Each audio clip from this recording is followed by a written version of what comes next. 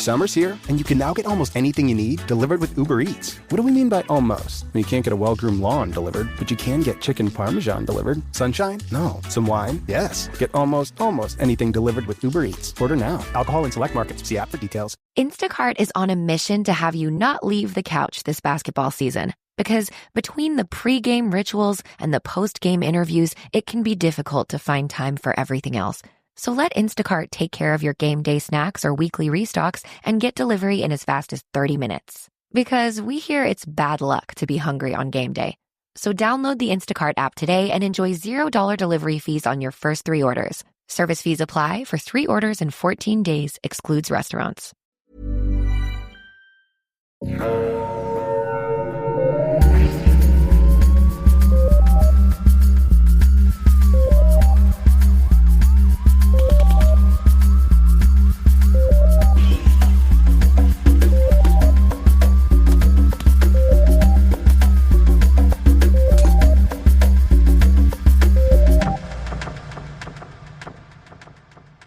Bienvenue à Un peu de crime dans ton café. Je suis votre animatrice avec les chakras très très alignés et qui est très très indignée d'être allée au show de Guns N' Roses, Catherine. Et comme toujours, je suis avec ma partner, Audrey. Yes sir, mon chum. Yes sir. Comment ça va, Audrey? Ça va. Et toi, comment ça va? Ça va bien.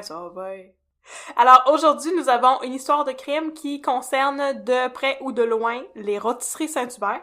Oui, et il est quasiment 5 heures, fait que j'ai quasiment pas faim. Ça va full bien aller. Non!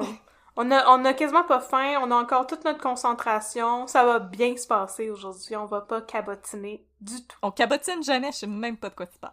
Non, c'est ça, on cabotine jamais. Mais avant ça, j'aurais une recette de café à vous présenter. Miam! Alors aujourd'hui, on a décidé de changer un petit peu la donne et au lieu de vous présenter une sorte de café, je vous présente une recette que vous pouvez faire avec votre café si vous êtes tanné de boire votre café toujours de la même façon. Et aussi, dites-nous, est-ce que vous aviez aimé le Massagrande? Oui! Est-ce que j'ai changé votre vie? Pour le meilleur? Pour le pire? Alors, je vous présente aujourd'hui une recette de café vietnamien. C'est un café qui est très, très, très, très lourd. Ce n'est pas un café à déguster comme ça en se levant le matin, mais plutôt comme une espèce de dessert ou, tu sais, un repas en soi. Oh. C'est un café aux œufs qui s'appelle le Café Chung. Alors, je vous demande d'excuser mon accent qui est absolument terrible, mais nous allons mettre un lien vers la recette dans notre description d'épisode, alors vous allez pouvoir le retrouver. Donc c'est un café aux œufs. Et là vous allez me dire, mais voyons donc Catherine, pourquoi tu mettrais des œufs dans ton café? T'es donc ben tweet. Mais non, je vous dis, c'est vraiment très très bon. Ce que ça vous prend, c'est du café, préférablement du café vietnamien. Si vous avez déjà bu du café vietnamien, vous savez que c'est une sorte de café qui est comme, c'est sucré, ça goûte un peu les noisettes, on le prépare d'une manière un petit peu différente avec le petit infuseur sur le top de la tasse. Ça vous prend aussi du lait concentré, ou du lait condensé sucré, tu sais, bon.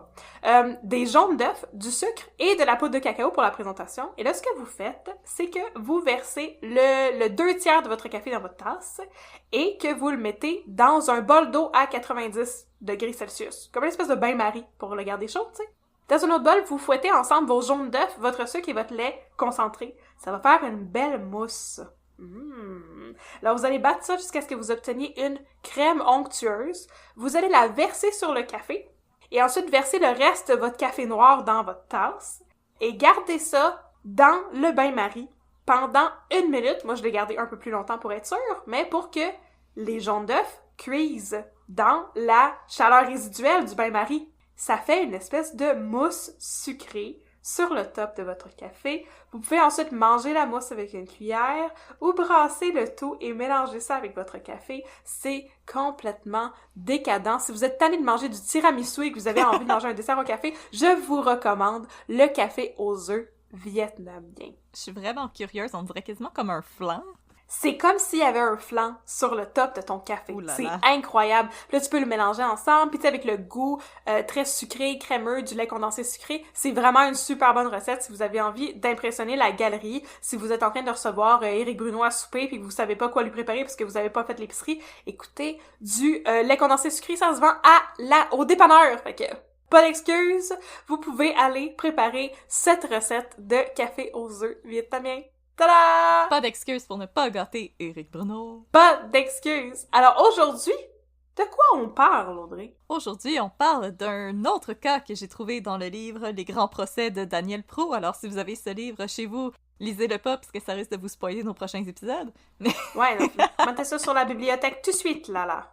Alors, c'est un cas assez mystérieux qui va allier Radio-Canada et les Rôtisseries Saint-Hubert. Oh là là! Oh là là! Et je l'ai intitulé L'héritière, le réalisateur et sa femme assassinée. Oh! Je voulais un peu faire référence au film The Cook, the Thief, His Wife and Her Lover. Ah, je pensais le bon, la brute et le truand, mais ok. Ah oui, aussi. Excuse-moi, j'étais trop occupée à penser à Helen Mirren. Ah oui, mais c'est difficile de ne pas penser à Helen Mirren. Helen Mirren, si vous avez toujours rêvé de voir Helen Mirren avoir des scènes érotiques avec Dumbledore, le film The Cook, the Thief, His Wife and Her Lover, c'est votre chance. On king shame personne à un peu de crème dans ton café. C'est très spécifique comme fantasme. Mais oui, non, c'est ça. Faites ce que vous voulez, hein. Aussi, je trouve que ce cas me donne vraiment des vibes de Fargo, Oh! qui est mon film préféré des frères Coen. C'est en fait un de mes films préférés, point final à la ligne. Ou la série britannique, excellente série britannique que toi et moi on avait beaucoup aimé, Catherine, Happy Valley. Ah, c'est excellent, Happy Valley, oui. Avec des gens qui commettent des crimes au lieu de juste régler leurs problèmes comme des adultes. Mais à quoi ça sert de régler ses problèmes comme des adultes quand on peut créer du drama? Alors, c'est un cas qui m'a beaucoup fait penser à ça, donc Fargo, Happy Valley, et je pense que vous allez comprendre assez rapidement pourquoi. Alors, je vais commencer par citer mes sources, les grands procès de Daniel Proulx, et un article sur le blog Who Killed Theresa, qui est intitulé The Murder of Michel Perron. Oh, spoiler! Et quelques articles dépêchés à gauche et à droite dans la presse, Le Devoir et le Journal de Montréal. Mes grosses bases, c'est vraiment Daniel Proulx et le blog Who Killed Theresa. Alors, si vous êtes prêts à mettre un peu de crème dans votre café, je vais vous transporter dans les années 80 à Laval. Oh! D'accord, allez-y. Alors, notre histoire, ça commence comme toute bonne série policière scandinave que vous avez probablement bingé récemment sur Netflix. Alors, ça commence par un soir de tempête, le 15 décembre 1987. Gilles Perron, 47 ans, qui travaillait comme réalisateur pour Radio-Canada, fait irruption dans la clinique médicale de Laval où sa femme, Michelle, travaillait, en hurlant qu'il vient de retrouver sa femme couverte de sang. Oh, mon Dieu! Un médecin en poste accourt pour aider Perron, mais il est trop tard. Dans le stationnement de la clinique, le corps de la jeune femme de 45 ans est retrouvé sans vie dans sa voiture.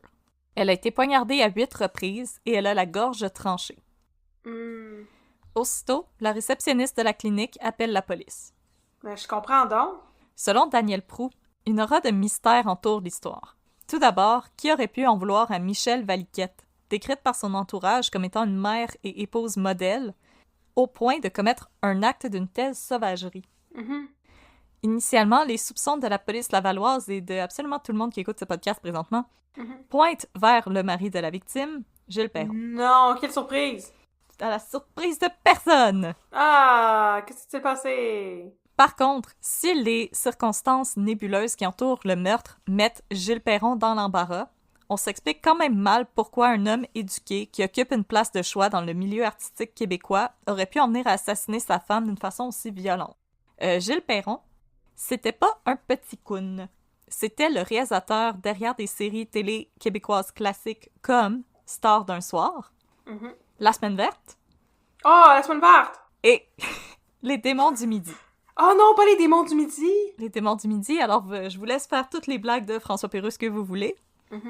2 semaines après le drame, la police lavalloise va se rendre au domicile des Perron pour interroger les 3 enfants du couple. Lynn et Isabelle, 25 et 21 ans, et Sylvain, 16 ans.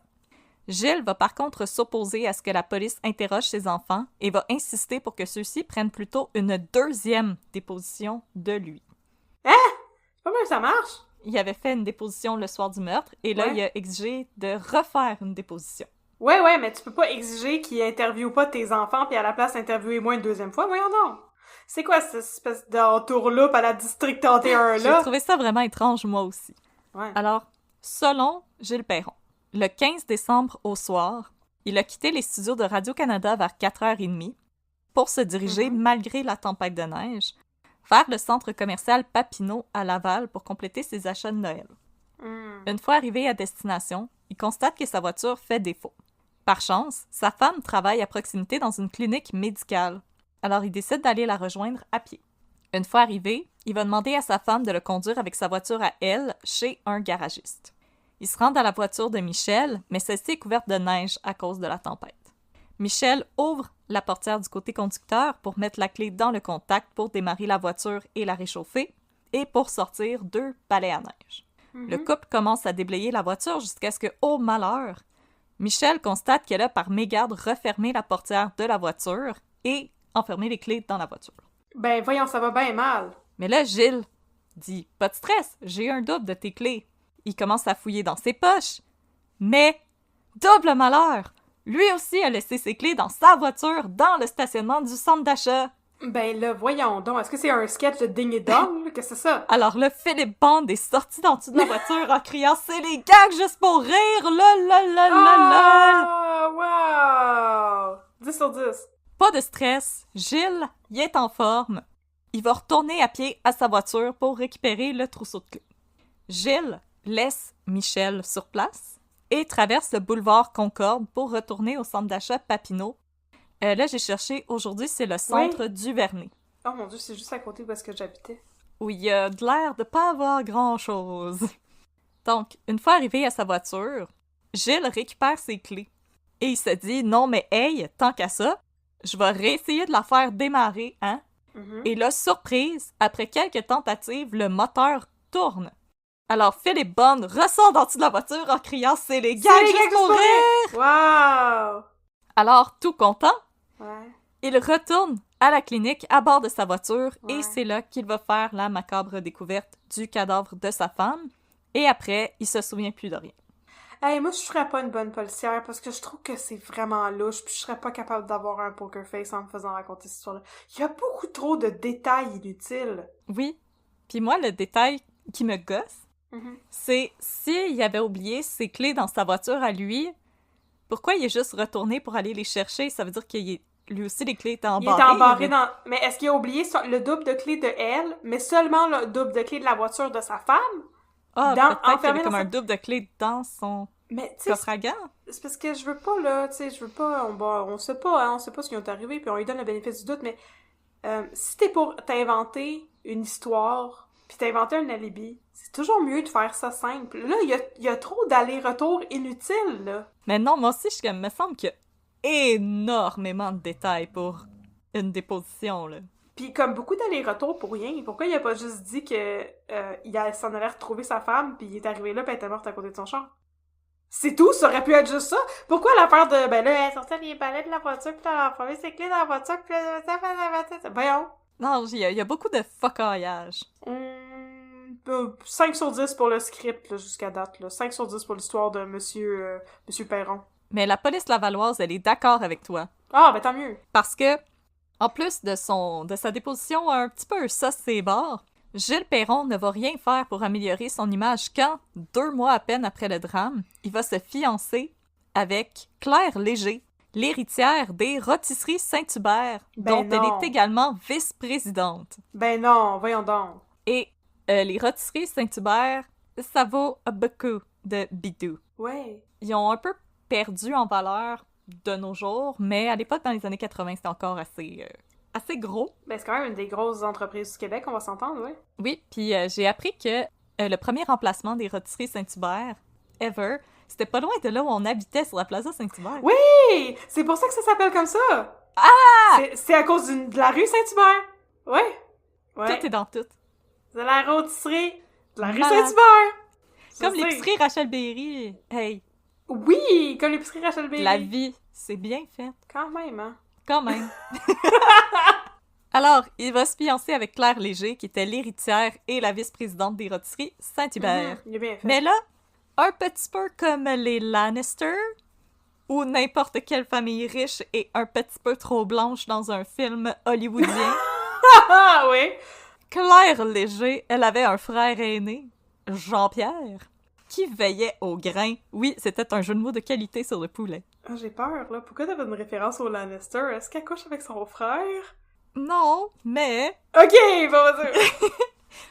On ne fait pas de suppositions à de crime. Ben là, je trouvais que c'était gros comme supposition à faire, là, Mais ça. attends, là. Oui. Le grand frère, qui est lui aussi vice-président et héritier des Rôtisseries Saint-Hubert, Bon. il veille jalousement sur les affaires de sa sœur. Il voit d'un très mauvais œil les fiançailles un petit peu trop rapides avec un veuf pas très éploré. En effet, comme tout le monde à l'époque et aussi vous autres, chers auditoristes, Jean-Pierre, il voit pas vraiment qui d'autre que Gilles Perron aurait pu tuer Michel Valiquette. Ben, un fou furieux qui passait par là. C'est toujours l'explication. Ah oui, aussi, dans District 31. Oui, ils disent ça des fois dans District 31. Que peut-être la personne a été tuée par un fou furieux qui passait par là. Et après, ils peuvent dire voilà, notre journée est finie. Bon.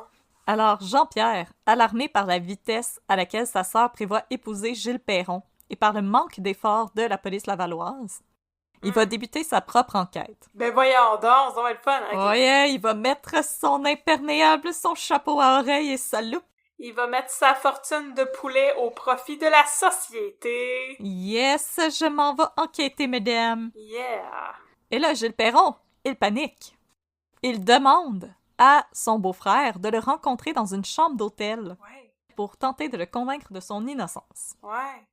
La discussion orageuse va être enregistrée par la police lavalloise qui est tapie dans la chambre voisine.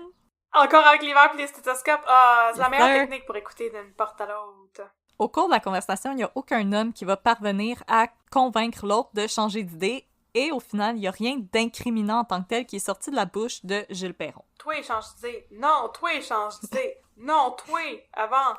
Non. Toi, lâche ma Toi. sœur. Non, toi, arrête de m'enquêter. Non. En novembre 1988, sur la recommandation d'un criminaliste, Léger décide de lancer un appel à témoins dans les journaux de la région de Montréal, Laval et Sherbrooke. Pour la modique somme de 35 000 pour faire passer ses annonces dans le journal. Dans l'annonce, Jean-Pierre Léger promet une récompense. Est-ce que t'es bien attachée, Catherine? Ça lui a coûté 35 000 pour faire les annonces dans les journaux? Oui, et maintenant, tu veux-tu deviner la récompense, c'est beaucoup? 50 000? 150 000. 100 000 100 000? Récompense de 100 000 à quiconque Hey, pourrait lui fournir de l'information. Il voulait vraiment pas que sa sœur se marie avec Monsieur Perron. Le gars, il a 100 000 à donner à Juste quelqu'un. pour ça. Juste pour ça, là. C'est soit pour faire justice à Michel Perron ou pour empêcher sa sœur de se marier avec un tout croche. C'est plus pour empêcher sa sœur de se marier que par justice pour Michel Valiquette, là. Ben non, ça le concerne même pas, cette histoire-là. Il s'en fout un petit peu de Michel Valiquette. Il veut juste pas que sa sœur perde leur argent. Il s'en sac comme l'enquête. On va s'entendre là-dessus, là. Il y a pas de la peine pour Michel. Mais j'ai une question. Est-ce qu'il y a des... Gilles Perron, là, qui était réalisateur de Le Démon du Midi. Yes. Est-ce que il y avait des indications comme quoi il était après elle pour son argent? Je vais t'en parler très bientôt. Pour vrai, parce que j'allais dire, je veux dire, c'est un homme qui a un certain succès. Il est peut-être pas nécessairement avec elle parce qu'il veut lui voler tout son cash tout Je près. m'en vais t'en parler dans pas très long, ma chère. Vas-y fort, vas-y fort. Reste dans ton Vas-y, siège. partner. Merci, mon chum. Mais là, grâce à l'appel qu'il a passé dans les journaux pour une demande d'information de 100 000 Ouais. Léger va faire la rencontre de Monique Sirois, une femme de Sherbrooke qui avait été la maîtresse de Gilles Perron pendant près de 12 ans. Ça valait la peine de diffuser ça à Yes, Sherbrooke. sir, il s'en passe des affaires à Sherbrooke. Oh! Sherby! C'est de là qu'il vient Vincent Lacroix, yeah! Jean-Pierre Léger et la police lavalloise, ils avaient de la chance parce que Monique Sirois, elle avait gardé ses receipts. Oh, Yes, yes, yes. yeah! Dans son journal intime avec un petit cadenas, elle détaillait la relation qu'elle entretenait avec le réalisateur. Selon elle, Perron avait l'intention de laisser sa femme afin de l'épouser.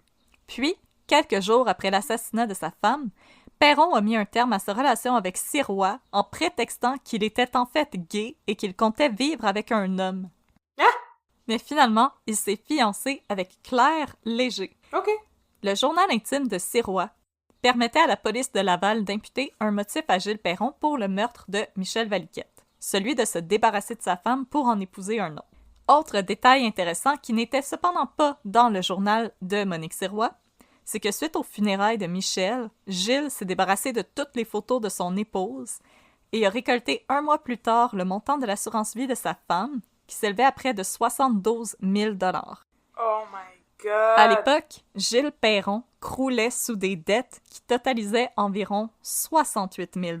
Comment avait-il contracté ces dettes? Je ne sais point, ce n'était pas mentionné, mais il avait beaucoup de dettes. C'était peut-être en allant chez Paris. Oh! Ou en faisant du gambling à l'hippodrome.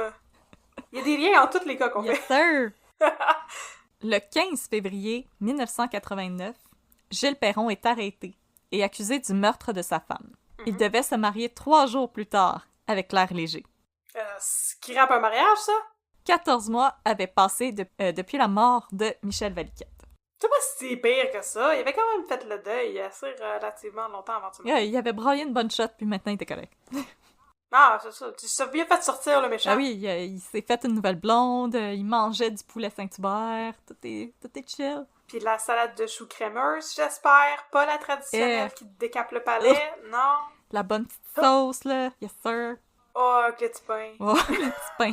Oh, le petit pain. Écrivez-nous un peu de crème à gmail.com. Le mangez-vous, le petit graisse de pain? Moi, je le mange. Ah! Moi, je suis le genre à manger le pain à tout le monde sur la table. Je vais te le donner. Le petit pain trempé dans la sauce, là. Oh, c'est bon. Mais c'est parce que moi, j'ai Tout plus mou. faim parce que comme je mange vraiment toutes les frites. Ben, moi, je t'ai parlé, c'est parce que je le mange en premier. Ah. Après ça, j'ai pas faim de finir mon assiette. Ah, c'est un truc. Alors, le procès va débuter en novembre 1989. Entre-temps, Gilles Perron avait été libéré sous caution et il avait intenté une poursuite d'1 million de dollars contre Jean-Pierre Léger pour atteinte à sa réputation. Avec raison. Je n'ai pas trouvé le dénouement de cette poursuite, mais je peux vous dire que Claire Léger avait mis fin à ses fiançailles avec Perron au moment de son arrestation. Elle était pas vraiment ride or die, Madame Léger. No. I don't want to ride, I don't want to die. Nope, va mettre ton jumpsuit orange puis laisse-moi tranquille.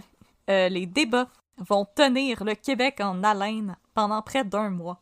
La couronne va faire entendre près de 71 témoins, dont leur pièce maîtresse, Monique Sirois. Yeah.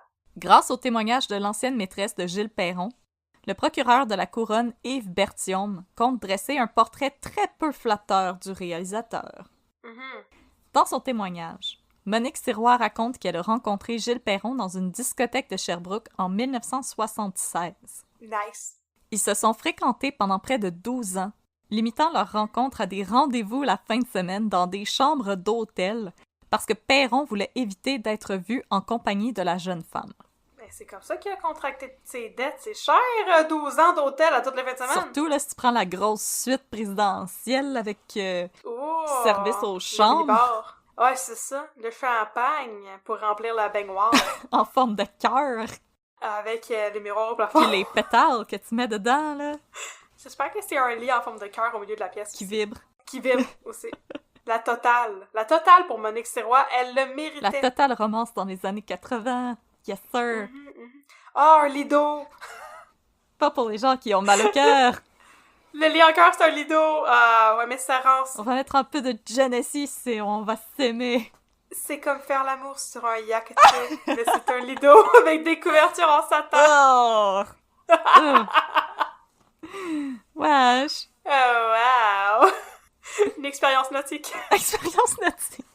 J'espère que t'as pas le mal de mer. Oh, je t'emmène sur mon bateau en lido. Bon. Attention, le mât est dressé! Ah! On arrête ça là. Ceci est un podcast familial. C'est un jeu de mots de qualité vraiment exceptionnel qu'on est en train de te faire là.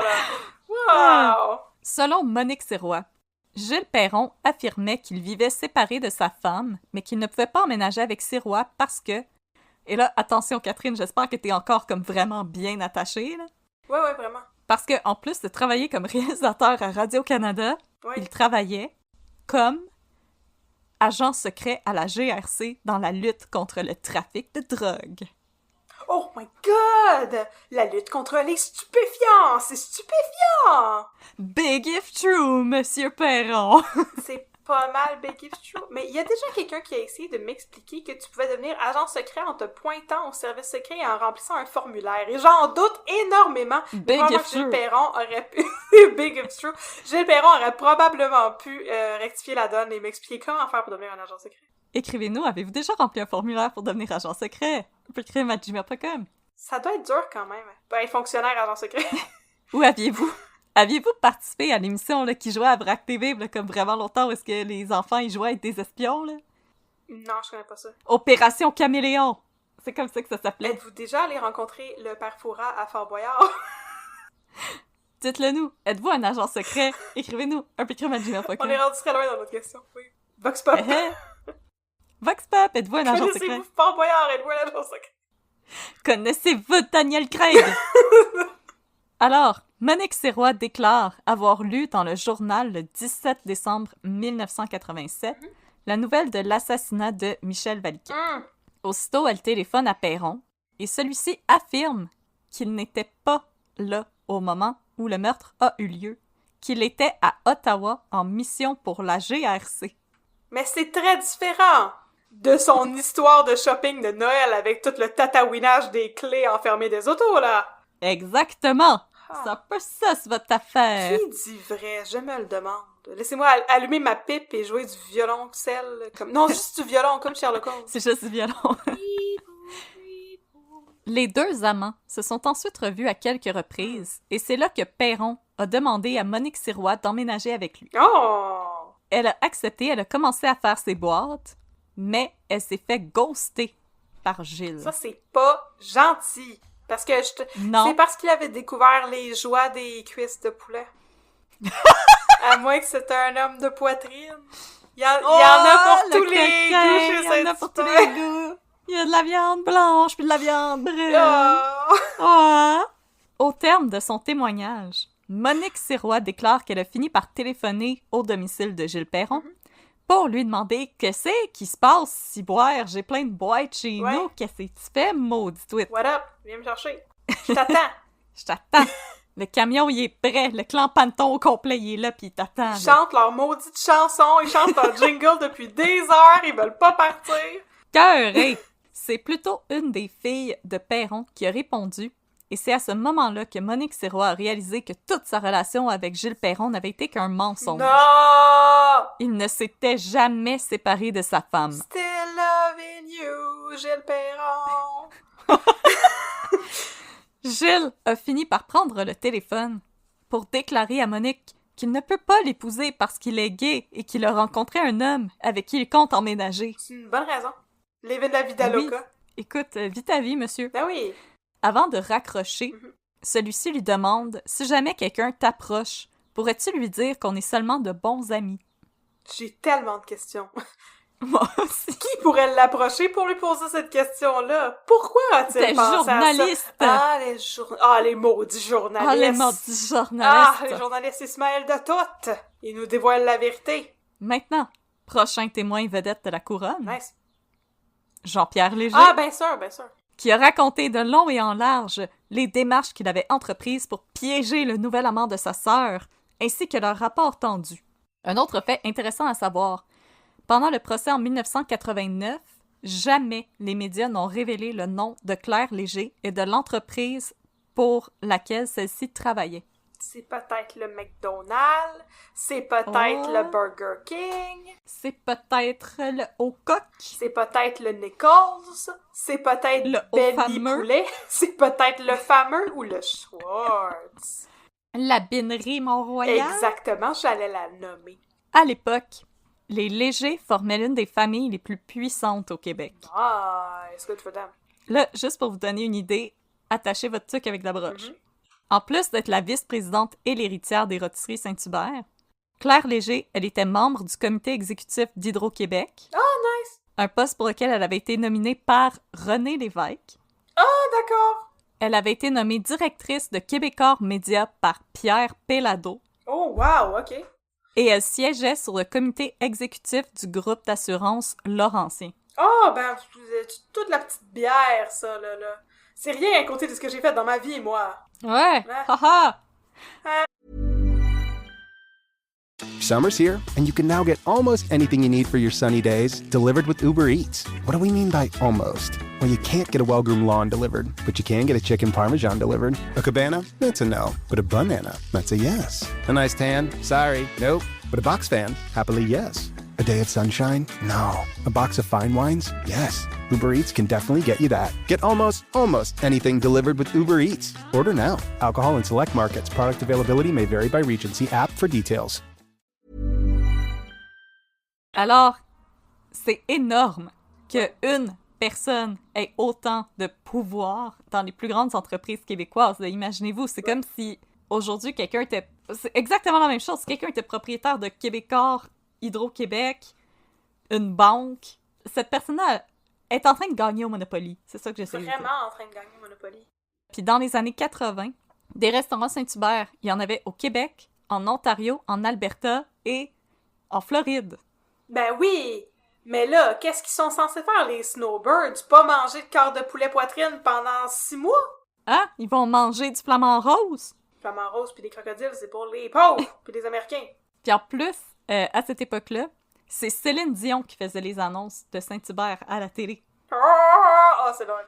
C'était de la Big Dion Energy, ces annonces-là. Yes! Puis même, dans mes recherches, j'ai trouvé une annonce pour Hydro-Québec avec la face de Jean-Pierre Léger, où ça dit que grâce à l'électricité d'Hydro-Québec, il peut faire des rôtisseries pour le Québec. Alors c'est une annonce pour Hydro-Québec et les rôtisseries Saint-Hubert.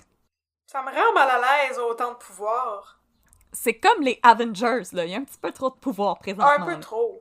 Maintenant, de retour au procès. Quand la couronne a fini avec ses preuves, les avocats de Gilles Perron annoncent à la surprise de tous et toutes qu'ils ne présenteront aucune preuve à la défense. OK, c'est votre décision. Dans son plaidoyer, le procureur de la couronne, Yves Berthiaume, va rappeler au jury les nombreuses contradictions dans les différents statements qui ont été livrés par Perron. Par exemple, il y a un voisin de Claire Léger qui avait déclaré qu'après avoir surpris Perron qui quittait la demeure de sa fiancée de l'époque, Perron lui avait raconté en détail le meurtre de sa femme, et il affirmait que celui-ci aurait pris le corps ensanglanté dans ses bras avant de se précipiter à l'intérieur de la clinique en hurlant à l'aide, seulement pour que sa femme ne pousse un dernier soupir dans ses bras. Oh boy, OK. Puis là, les gens de la clinique se sont levés, ils ont applaudi, Daniel Day-Lewis lui-même il est venu lui donner un Oscar. Tout ça en même temps. Ensuite, le procureur Berthiaume a affirmé que Perron avait 2 mobiles. Le premier est un mobile affectif. En effet, Perron comptait assassiner sa femme pour épouser sa maîtresse, ou un homme, ou l'héritière des rôtisseries Saint-Hubert, ou Éric Bruno. Probablement Éric Bruno. Probablement. Le deuxième motif était pécunier. Perron croulait sous des dettes et il voulait rembourser celle-ci grâce à la police d'assurance vie de sa femme et ensuite avoir accès à la fortune de Claire Léger. Son tour venu, l'avocat de la défense, Jean Dury, a affirmé au jury que la couronne n'avait aucune preuve contre son client. Je répète, ils avaient 71 témoins, la couronne. Ouais, mais c'est beaucoup de preuves quand même. Je veux dire, il y a personne qui l'a vu poignarder sa femme, mais les circonstances ne sont pas atténuantes du tout. Ha ha ha! Exactement. Alors, selon Jean Dury... Jean Dury basmati ou Jean Dury au jasmin? Oui. Selon Jean Dury, on n'a retrouvé aucun sang sur Gilles Perron, aucune arme et aucun déguisement. les lunettes avec le nez attaché. On n'a pas retrouvé ça sur M. Perron. On ne l'a pas retrouvé. On peut pas faire semblant qu'on l'a retrouvé. Ah oui, un masque de cheval. Alors, pourquoi monter une défense si la couronne n'a tout simplement aucune preuve? Ouais. C'est quoi le problème? Vous avez pas de vie? Vous avez pas de passe-temps? Celui qui dit, celui qui l'est. Ouh. Ses avocats, ils étaient comme, moi je suis occupé, je vais aller jouer au Spikeball au Parc La Fontaine. C'est bon, ça. Ensuite, l'avocat Jean Dury a dénoncé les agissements obsessifs de Jean-Pierre Léger à l'endroit de son client et soutient que le seul et unique crime de Gilles Perron, c'est celui d'avoir tenté d'accéder au cercle des riches. Ben, il y a aussi l'adultère, hein, mais il était pas en procès pour ça. Non. En tout cas, on peut débattre la question. J'ai beaucoup aimé le phrasing « accéder au cercle des riches ». Il voulait aller à la télé avec Charles Lafortune. C'est ça, j'allais dire, c'est comme le jeu Le Cercle. Mais c'est juste des personnes riches, comme Pierre-Carl Péladeau, justement. Pour ce qui est de ses agissements avec Monique Sirois, Jean Dury admet que Gilles Perron a eu un comportement déplorable à l'endroit de la jeune femme. Mais selon lui, il doute fortement que Perron en serait venu à tuer une épouse fidèle, une mère attentive, pour ça. Ben voyons donc. J'invente absolument rien, c'était son argument. Un gros slut-shaming sale. Ben voyons donc. Je suis sûre qu'elle était bien belle, Monique Sirois. Sûrement, elle a absolument rien fait de mal. Ben non, c'est ça. Ben belle, ben fine, ben smart. Et là, ce qui est fun dans la vie, Catherine, Qu'est-ce qui est le fun dans la vie? c'est que les avocats, ils sont tous répertoriés sur Internet. Cool, là, je savais pas ça, c'est là. À cause du barreau. Ah oui, c'est vrai, tu me l'as dit, je savais ça, j'avais oublié. Puis là, avec les speeches que je viens de te dire que Jean Dury a fait, mais je peux te dire que Jean Dury, il exerce encore. Vraiment. Et que Jean Dury, Quelle bonne nouvelle. il dit que les mesures sanitaires briment les droits et libertés des citoyens. Et que c'est prouvé scientifiquement que le port du masque n'aide pas à enrayer le risque de contraction de la COVID. Et en entrevue avec Denis Lévesque, il a un petit peu trempé ses orteils dans les théories de la 5G et des complots qui fait que beaucoup de gens de notre génération ne vont plus dans des soupers de famille. Ah, c'est intéressant. Jean Dury, Oh. c'est aussi l'avocat de la Fondation pour la défense des droits et libertés du peuple, une fondation qui a pour membre exécutif Lucie Laurier, Oh mon Dieu. et qui, sur leur page Facebook, publie des textes d'Alexis Cossette-Trudel. Ce n'est pas un bon look, Monsieur Dury. Non, Jean Dury. Oh, ok. Alors, les gens qui nous écoutent présentement et qui sont en train d'étudier pour passer le barreau, si Jean Dury a passé le barreau, vous pouvez passer le barreau. J'ai confiance en vous. Les avocats de la défense, je sais qu'ils font un travail nécessaire, Absolument. mais honnêtement, ça fait une couple de cas que les avocats de la défense sont pas très reluisants. Ce sont des avocats véreux comme Jean-Nicolas Béraud. Dans toute la vérité. Exactement. Alors, je ferme la parenthèse sur les tweets sont parmi nous Ils sont des nôtres. pour revenir au procès. Ah, oui.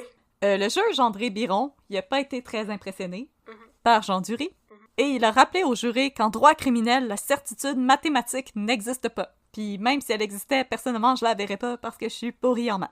Ouais, mais c'est un moyen bon argument, selon moi, mais oui. Effectivement, mais ça n'a pas rapport, ouais. Et que dans l'affaire, il n'y a que des preuves circonstancielles. Ce qui est pas faux. Le jury va mettre 4 jours pour rendre son verdict. Oui. Est-ce que tu veux deviner? Non coupable. Coupable. Pour vrai! Moi, je pensais qu'il y avait... C'est parce que c'est vrai que c'est très, très circonstanciel, puis pour cette raison-là, je pensais qu'il allait être innocenté. Ok. Coupable. Il est déclaré coupable. Culpable. Perron et ses 3 enfants s'effondrent, et la sœur de Michel Valiquette, Nicole, Oui.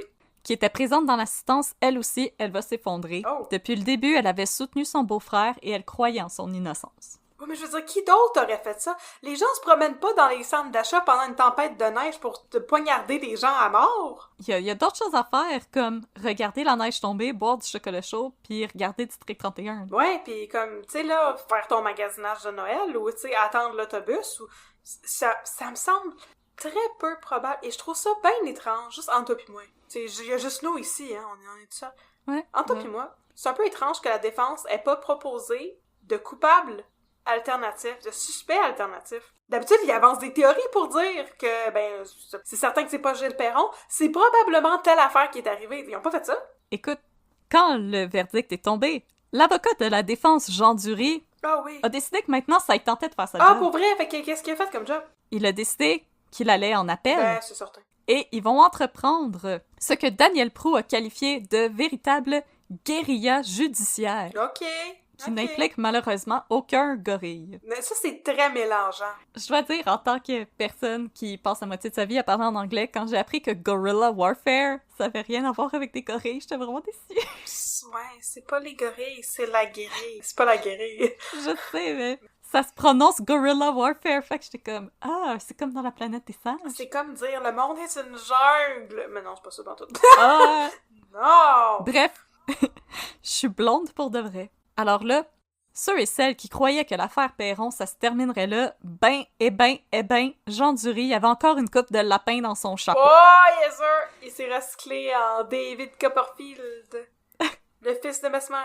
Alors, il y avait encore des lapins dans son chapeau qu'il n'a pas cru bon de sortir pendant le procès initial. Fouillez-moi pourquoi. J'imagine qu'il était trop occupé à mettre du papier d'aluminium sur le dit chapeau pour empêcher les avocats de la couronne de lire ses pensées. De lire ses pensées, ben oui, je le comprends bien. Alors, 2 mois après le procès, l'avis va être déposé auprès de la cour d'appel. Pendant que la demande est évaluée, les avocats de Perron vont en profiter pour adresser des requêtes spéciales pour ajouter des nouveaux éléments à leur dossier.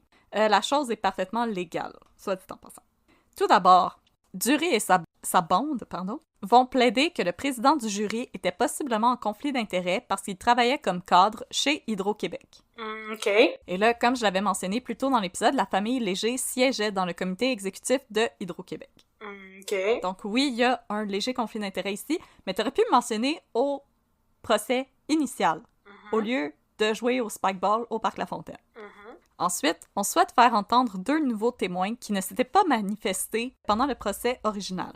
Si la cour d'appel accepte la requête de porter la cause de Perron en appel, elle va refuser d'admettre les 2 nouveaux témoignages. À ce moment, il y a 1 an qui s'est écoulé depuis la condamnation initiale de Gilles Perron, et celui-ci est derrière les barreaux. Mais ses avocats, ils lâchent pas la patate. Non, faut pas lâcher la patate, jamais! Sinon, elle tombe à terre. Alors, ils vont écrire au juge en chef de la Cour du Québec, au sous-ministre et au ministre de la Justice, puis au premier ministre lui-même, qui à l'époque était Robert Bourassa. Acquis de droit, nous avons des choses à dire. Pour se plaindre de l'attitude du procureur Berthiaume, qui voulait pas jouer avec eux. Mais hein? Dury va même aller jusqu'à réclamer la démission du ministre de la Justice. Et c'est en décembre 1990 que la Cour d'appel va accepter d'entendre les 2 nouveaux témoins, probablement pour que Dury arrête de dormir sur le gazon du ministre puis de l'appeler la nuit puis d'y licher les paupières. C'est possible, hein? Ouais, t'es comme si on n'a rien à perdre, puis Arrête d'appeler la tout nuit. à gagner. Toute cette liberté-là à gagner. Wow. Alors, à la surprise de tout le monde, Gilles Perron va avoir droit à un nouveau procès.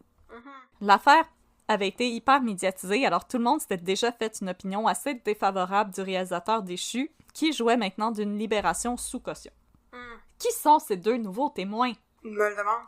Il s'agissait d'une mère et de sa fille. Oh. Et là, essayez de pas vous fâcher autant que moi quand j'ai lu ce témoignage. Ok, je vais essayer. Au moment du meurtre, la jeune fille passait à proximité du stationnement où le drame a eu lieu, et elle aurait aperçu 2 hommes à l'air louche se cacher derrière une petite voiture semblable à celle que Michel Valiquette conduisait. Okay. La jeune fille n'est pas parvenue à identifier les 2 hommes, mais le témoignage confirmait qu'il n'y avait pas que le couple Perron-Valiquette sur les lieux à l'époque. C'est ça le témoignage. C'est tout? C'est ça. Mais c'est rien! Je sais, Mais c'est aberrant, c'est absolument n'importe rien. quoi, c'est du vide. Ça prouve fuck all. Mais ça prouve rien du tout! Ben voyons, c'est bien absurde, ça! Puis en plus, Wow! le stationnement, c'était comme dans une plaza. Oui? Fait qu'il y avait d'autres commerces. Oui, oui. Il peut y avoir des gens qui se promenaient dans un stationnement, là.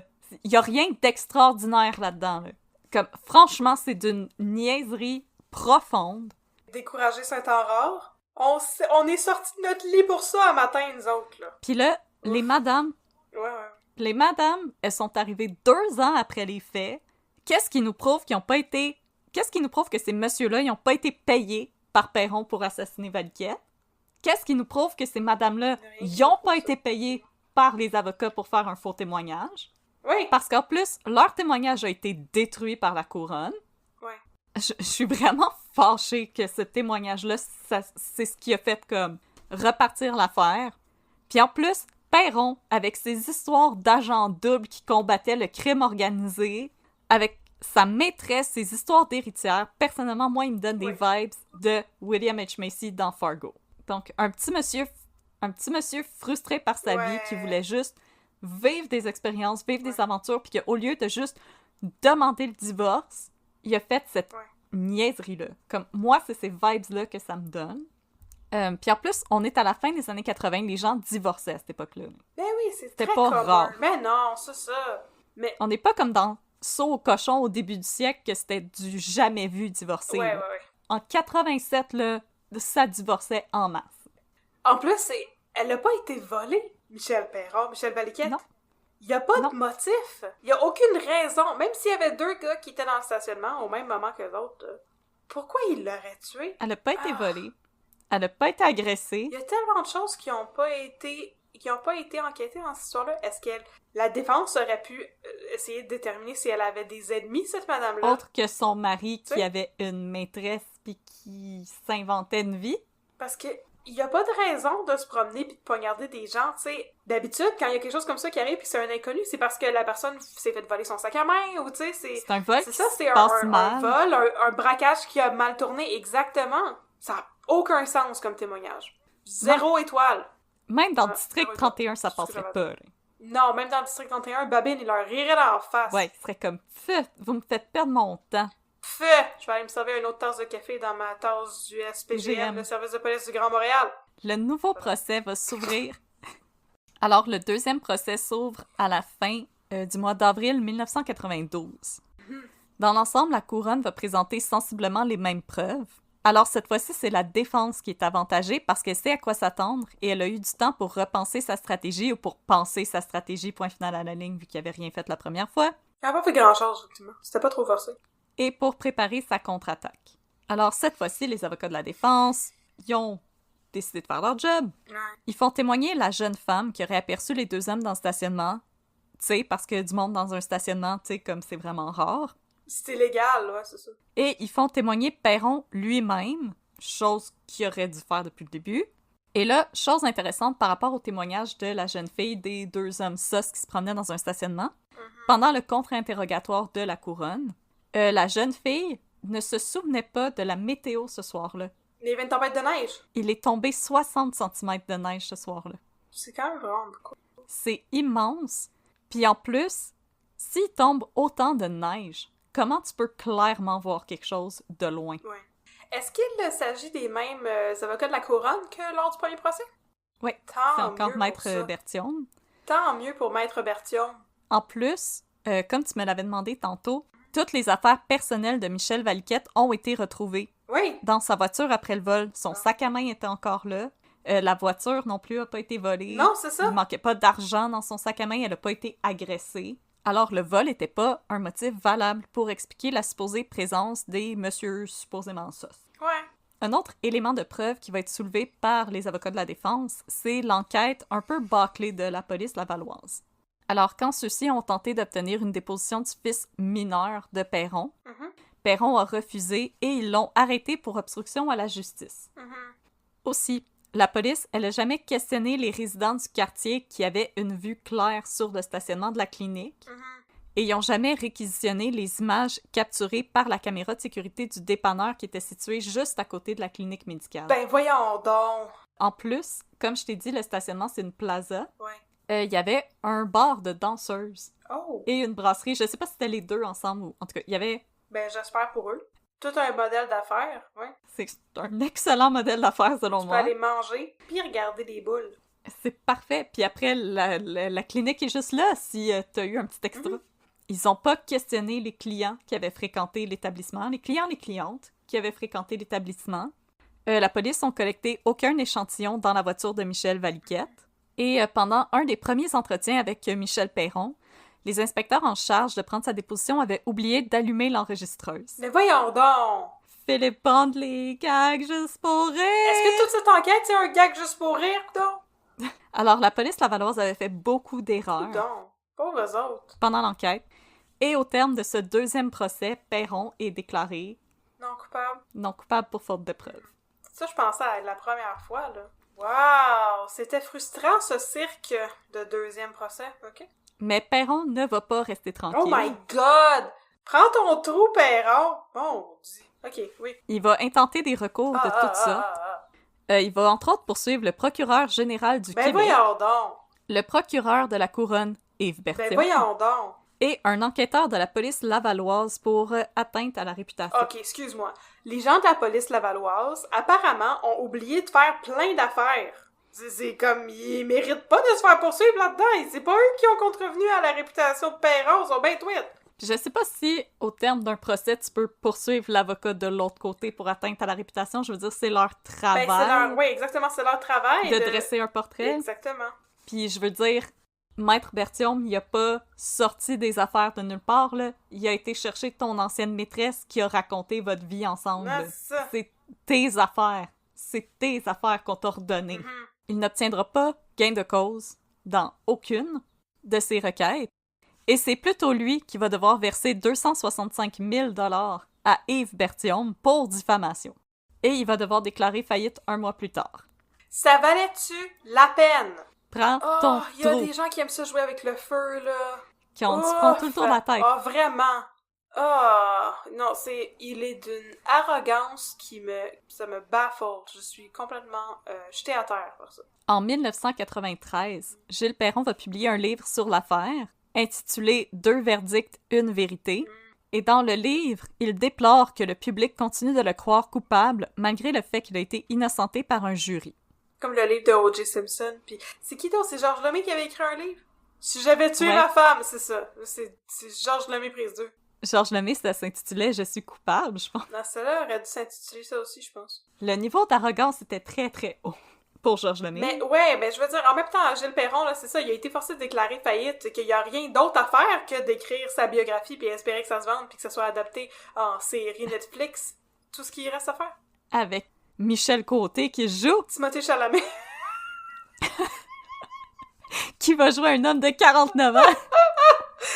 C'est ma proposition absurde de la soirée. Oh, il y avait une perruque grise. Patrick Huard. Oh, mon doux! Gilles Perron va décéder en 2015 à l'âge de 75 ans. Ah, pas très vieux, ok. Et fait intéressant pour terminer le cas, l'enquête du service de la police de Laval a été jugée comme tellement médiocre et bâclée que la police de Montréal a été chargée de faire une enquête sur la police de Laval. Ouf! Parce qu'à l'époque, la police de Laval était vraiment embourbée dans des batailles syndicales et avait beaucoup laissé la qualité de leurs enquêtes en souffrir. Oh non! Alors voilà, c'était l'histoire du meurtre de Michel Valiquette par quelqu'un. Quelqu'un très insatisfaisant, mais en même temps, très intéressant comme cas. Et moi, j'ai un fun fact pour toi, par exemple, parce que j'ai googlé Jean Dury pour voir toutes les affaires dont tu me parlais avec Denis Lévesque. Est-ce que tu sais qui est son client, un de ses clients les plus célèbres? My body is ready. Il a fait partie de l'équipe de Luca Rocco Magnotta. Je te jure. Oh my god. Je te jure. Alors, il est... Du côté de la défense? Oui, il est encore criminaliste et il a fait partie de l'équipe de Luca Rocco Magnotta en 2013. Ah là là. Eh là là! Je le dis, je sais que les avocats de la défense font un travail qui a sa raison d'être, c'est-à-dire que les gens soient jugés de manière juste et pour le crime qu'ils ont commis et rien d'autre. Mais il y a beaucoup d'histoires d'avocats de la défense qui n'étaient pas très propres. Puis dans District 31, les avocats de la défense, là, c'est vraiment des tout croches. Ouais, comme dans toute la vérité. Mais, oh non, moi, c'est vraiment... Quand j'ai lu qu'il avait dit que Monique Sirois, c'était une femme de mauvaise vie, ça m'avait beaucoup insulté. Ben là, je comprends. Toi, t'es un homme de mauvaise vie, maudit avocat véreux. Ah non, pis quand j'ai vu que c'était le genre de cause auquel il s'était rallié, je me suis dit, tu mérites tellement pas qu'on parle de toi en termes élogieux, mon cher. Là. Ah, ouais. Alors, merci beaucoup, Audrey, pour ce cas qui était pas mal frustrant. On aimerait ça avoir vos théories, un peu de crime à gmail.com. Écrivez-nous pour nous dire ce que vous pensez de la mort de Michel Perron, Michel Valiquette, et aussi pour nous donner des commentaires. Si vous êtes vraiment tanné qu'on vous parle du District 31, vous pouvez aussi nous l'écrire pour nous le dire. Ou si au contraire, vous aimez ça, notre manière très décousue et confuse de résumer des émissions de télé et vous voulez nous proposer d'autres émissions à regarder pour vous raconter en ondes, écoute, ça va nous faire plaisir. Écrivez-nous. Monte sur ton clavier, grimpe sur ton clavier et écris-nous un peu de crime à gmail.com. Ça va donner des beaux courriels. Ça va donner des très beaux courriels. Mets ton chat sur ton ordinateur puis écris-nous. Pour les gens qui nous avaient recommandé Coroner, on a essayé. Hey, on essaye. C'est comme fait d'hiver. On a essayé. C'est juste que District 31, ça nous a accroché plus que les autres. C'est juste ça. Un jour, on va peut-être résumer Coroner, mais on a de la misère à comprendre ce qui se passe dans Coroner, là. En tout cas. La face d'Éric Bruno à elle toute seule est comme pas assez pour nous ramener. Non! Malheureusement. Mais donc c'est ça, on vous invite à nous suivre sur les réseaux sociaux en plus si vous voulez voir nos belles illustrations, nos beaux visuels et aussi en apprendre plus sur nos différents sponsors de café. Et là, cette semaine, découvrir notre recette café aux œufs vietnamiens avec la petite mousse, le petit café, c'est tellement bon. Alors nous sommes sur Facebook à Un peu de crime et sur Instagram à Un peu de crime dans ton café. Et nous sommes très, je veux dire proactifs, mais c'est pas vrai, on va pas vous écrire à vous, on sait pas vous êtes qui, mais si vous nous écrivez, on va vous répondre. Alors, nous espérons que vous avez apprécié ce cas de crime et de café. Et nous allons maintenant passer à notre petite chronique sur District 31. Alors, si ça vous intéresse pas, c'est le temps de partir. On vous dit à la semaine prochaine. Et pour les autres, bienvenue dans les 2 minutes de Babine, où est-ce qu'on va vous résumer quelque chose qui s'est passé dans District 31 à un certain moment donné.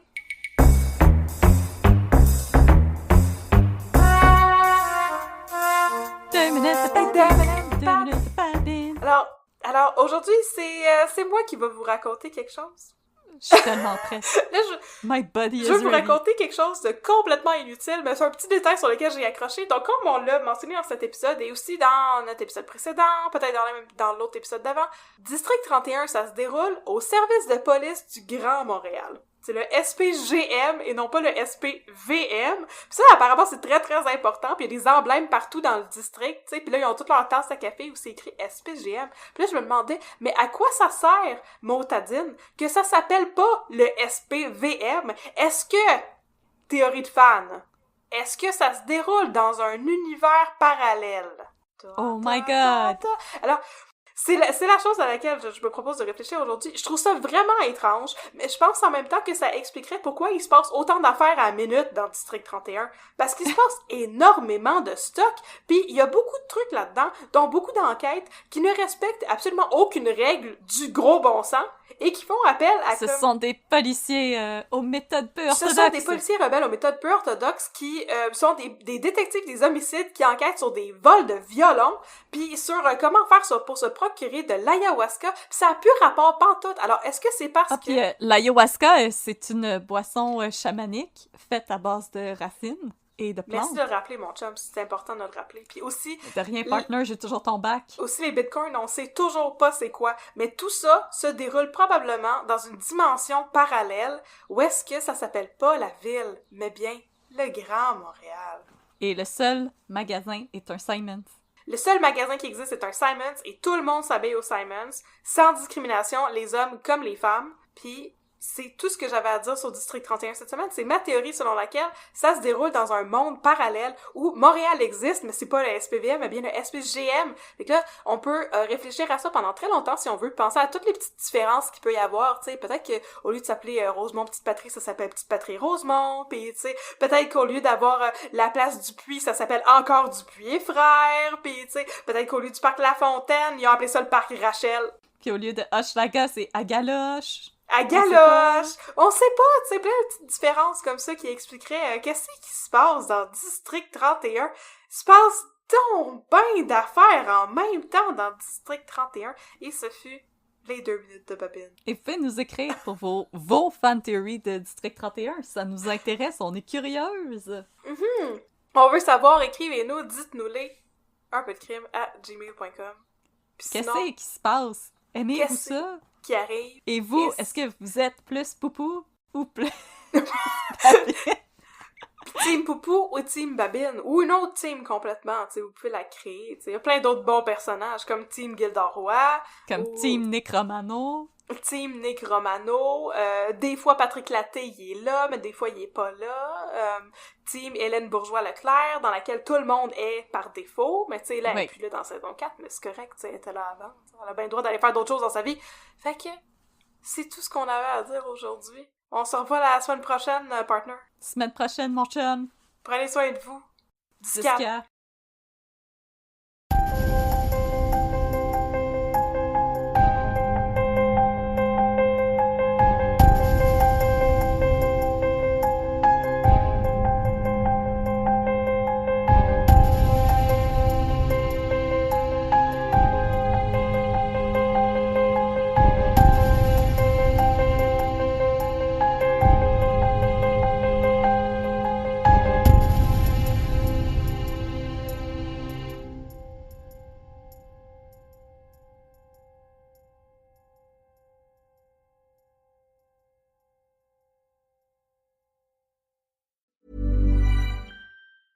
Summer's here, and you can now get almost anything you need delivered with Uber Eats. What do we mean by almost? You can't get a well-groomed lawn delivered, but you can get chicken parmesan delivered. Sunshine? No. Some wine? Yes. Get almost anything delivered with Uber Eats. Order now. Alcohol in select markets. See app for details.